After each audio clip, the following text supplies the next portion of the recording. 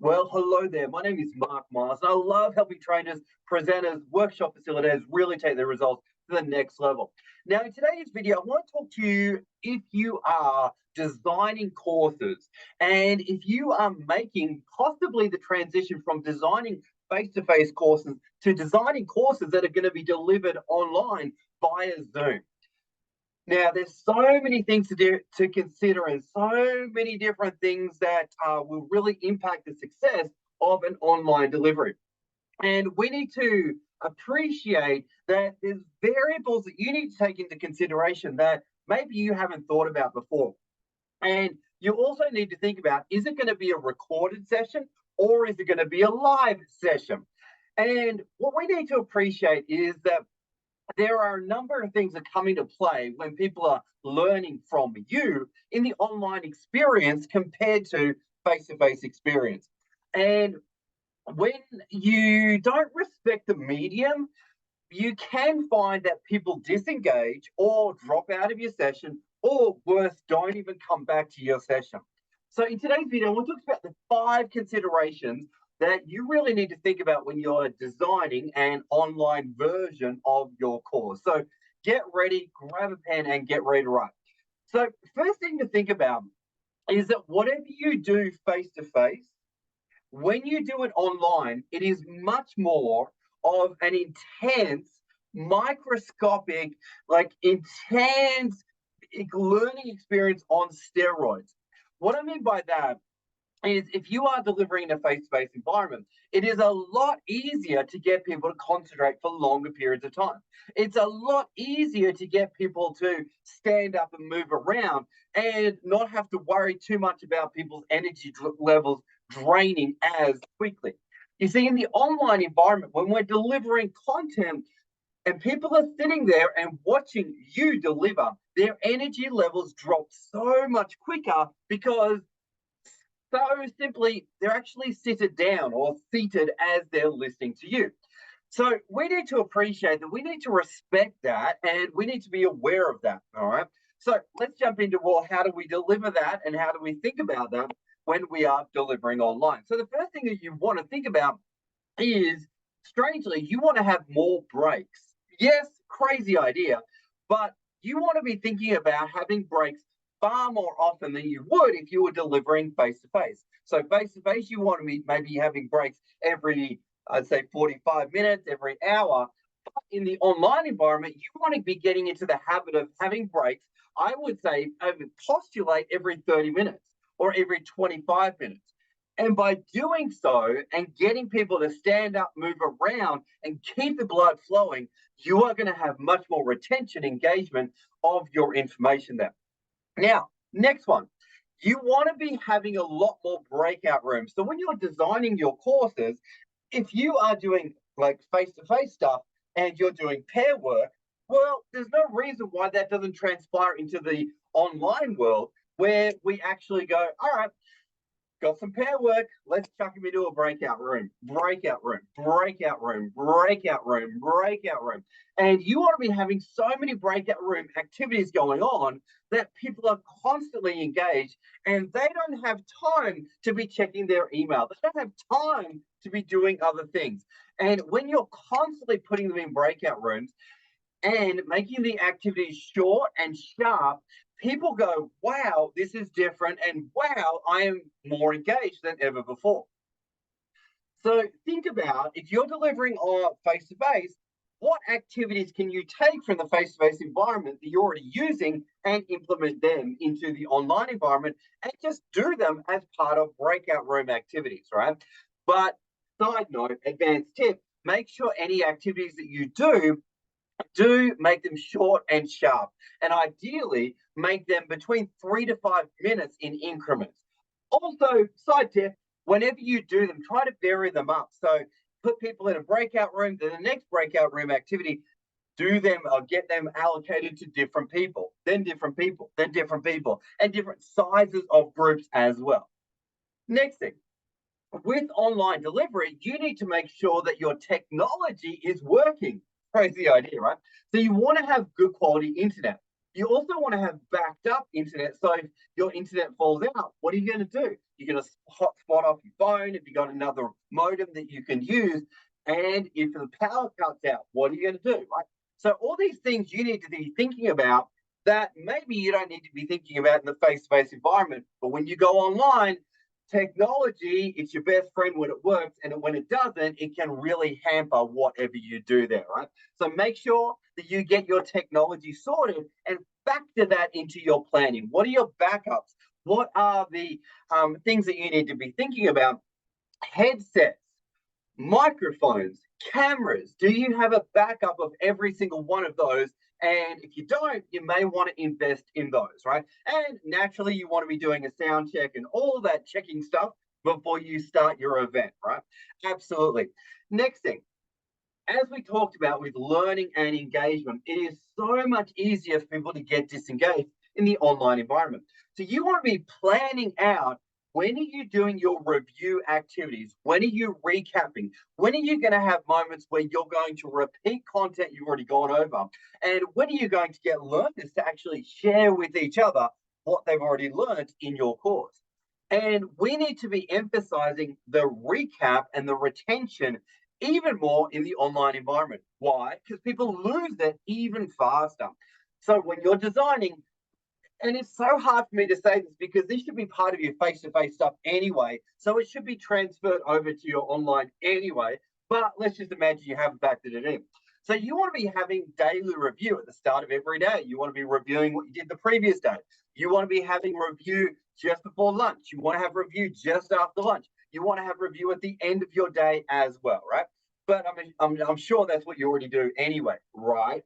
So then next thing we want to think about is be an engaging presenter, be an engaging public speaker, be an engaging communicator. What does that mean? Well, get good at using the chat box, get good at actually getting responses from people. So what we find in the face-to-face environment is many people are good at getting people to raise their hand or, respond directly or share with their partner or whatever it may be. Or, maybe they're good at asking questions, but when it comes to the online environment, they struggle because they're like, first of all, I got to look at myself. Second of all, I got to look at some people. And third of all, I got questions to ask, but how do I get responses? And as an engaging presenter, you are able to get responses and get people excited to be in your learning environment. So how do we do that? Well, we need to tell people how to respond. What does that look like? What does that sound like? All right, everyone, raise your hand if you have ever felt nervous before a public speech. Go ahead, everyone, raise your hand, right? So you can do the raise your hand thing. You can get people to respond by raising their hand. You can also get people to respond by the chat box. Everyone, drop a yes in the chat box if you've ever felt nervous before a public speech or public speaking. Drop a yes in the chat box if you ever felt nervous, right? You can also do, all right, actually ask individual people. So Bob, go ahead, unmute yourself, and please tell us if you ever felt nervous before a public speech, so to speak. And you can call on individual people. And it is such an important thing to actually tell people how to respond. If you don't, then people are like, I don't know how to answer. So how is everyone today? And everyone's like, I'm good. I think I tell you I'm good. And I think, and there's those moments of confusion. So I highly recommend, if you haven't already realized, that you need to tell people how to respond. So it's either verbally, or that is in the chat box, or raise your hand, or thumbs up, or whatever it may be. Now, a couple of tips on the old chat box. I love to use it and get people to drop in a yes in the chat box, right? So if you are let's see, if you're following this channel, drop a yes in the chat box, right? Or if you've had two coffees today, drop a yes. It can be anything at all, but regularly ask people to drop a yes or a no in the chat box. Now, the other thing you can do is you can actually ask check-in questions, such as drop a yes in the chat box if that's making sense for you, or drop a P in the chat box if you are present after we've come back from a break. So I will regularly do that. So after we come back from a break, I will say, all right, everyone, if you are ready to listen, to learn, and have your mind expanded, drop a P in the chat box to let me know that you are present or something to that effect.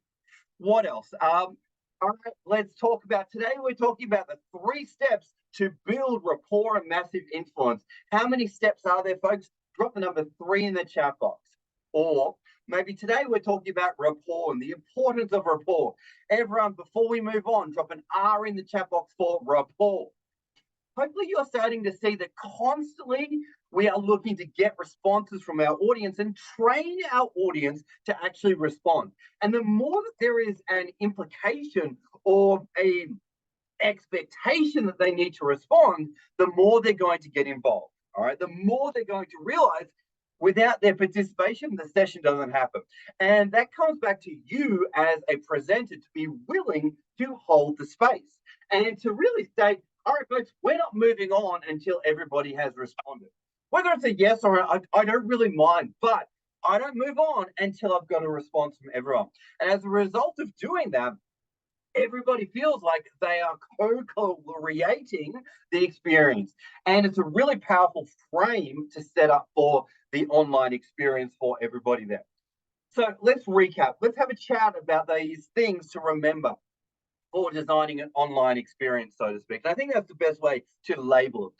Because at the end of the day, everything that you're doing successfully face-to-face, you should be taking over to the online environment, but just making some adjustments. So the first thing, remember it's a very concentrated, focused experience. And you want to honor that. And you want to be thinking, all right, I need to give them more breaks. Absolutely. I need to respect the fact that their energy is going to drop much quicker than ever before. Next one, you want to have lots and lots and lots and lots and lots and lots and lots of pair work and done in breakout rooms, but also you may want to have individual time as well, where they're individually in breakout rooms. You would want to also change up the breakout rooms, 2 people, 3 people, different people every single time. Next thing, audio checks and audio equipment, technology, it's your best friend when it works. When it doesn't, you will pull out your hair, right? So make sure you have your backup plans. Next, recap and review. Be doing it to a ridiculous level because you need to realize that people forget things even faster than you ever realize, right? It's just so obvious how fast people forget things, right? So factor in your review when you are designing your online version. Next, become an engaging presenter. Not hard, folks, but it does take discipline. It also takes a little bit of courage because you've got to back yourself, right? You've actually got to go after your audience and get them to respond. If they don't, you've got to stand there and wait till they do, right? So hopefully you got some value out of those tips there and some things to think about as you go away and plan your online version of your face-to-face experience, right? As always, speak to be influential, speak to be remembered, and know that online experience, anything is possible to the degree that you are willing to break your limiting beliefs. What I mean by that is so many things that you do face to face can actually transfer over, but you just may need to be a little bit creative and come up with some tweaks on how you run it, so to speak, right? But yeah, myself, I've walked this journey, and certainly in the beginning, I was so resistant to online delivery. And then I'm like, all right, cool. It is a new reality. I'm going to embrace it, and I'm just going to learn how to do it and do it extremely well. So you got some value from the video, folks. On that note, like, comment, share. Let's get this message out there so we transform the experience for online learners and online trainers out there that really want to leave a positive mark on their environment, their industry, whatever that may be for them. Thanks for watching, team.